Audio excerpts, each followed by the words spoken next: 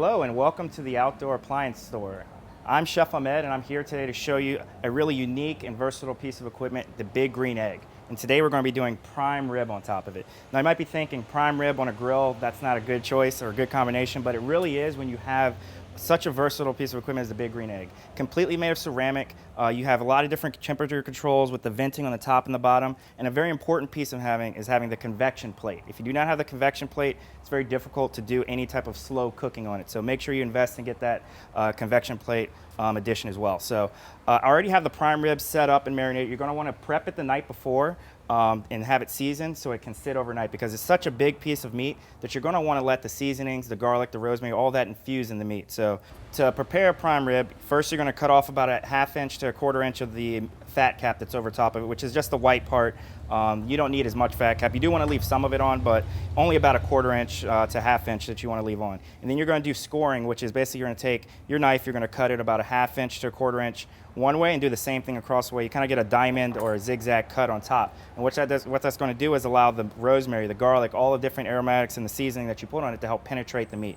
All right, so as you can see here, we have the meat. It has been fully seasoned. It's sat overnight, so all that seasoning and goodness has gotten into it. Our next step is going directly to the grill.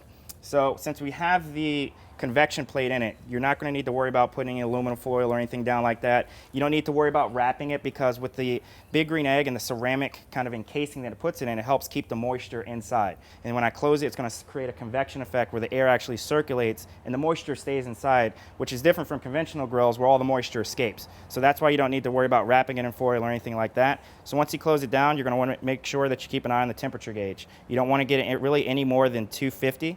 And what you do to control that is you have this vent system on top. You open to close it to allow more air, and along with the vent system on the bottom, you want to keep it as closed as you possibly can so that temperature stays low. And then you're going to allow it to cook for about 2 hours. So in about 1.5 hours, 2 hours, we're going to come back and check and see how we're looking.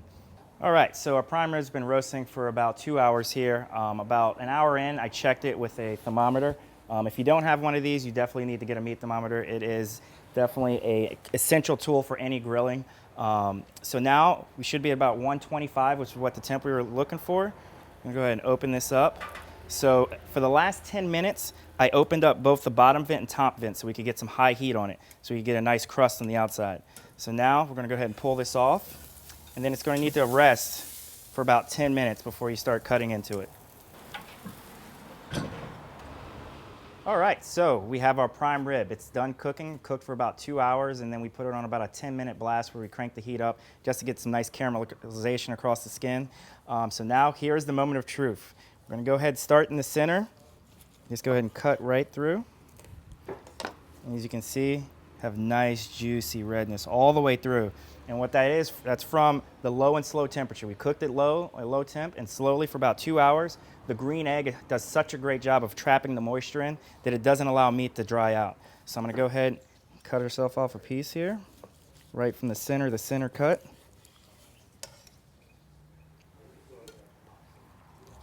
Go ahead and give it another one for.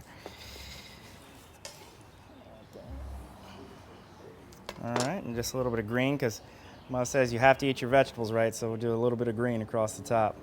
But that's just gonna be golden just by itself right there. Nice, juicy prime rib right off the green egg. You can do it, you can do ribs, you can do all kinds of things on the green egg. It's a very versatile piece of equipment. All right, so as you can see, you can get nice, moist, tender prime rib on the green egg. You can do ribs, you can do whole turkey, you can do all kinds of things on the green egg. Very versatile. If you can cook, you think to cook it or have a recipe, you can do it on the green egg. So if you have any questions, please go to the outdoorappliancestore.com. Check for a link in the bio for the recipe, and also great tutorials on how to use the green egg and the al fresco. I'm Chef Ahmed, and I'll see you next time. Thank you.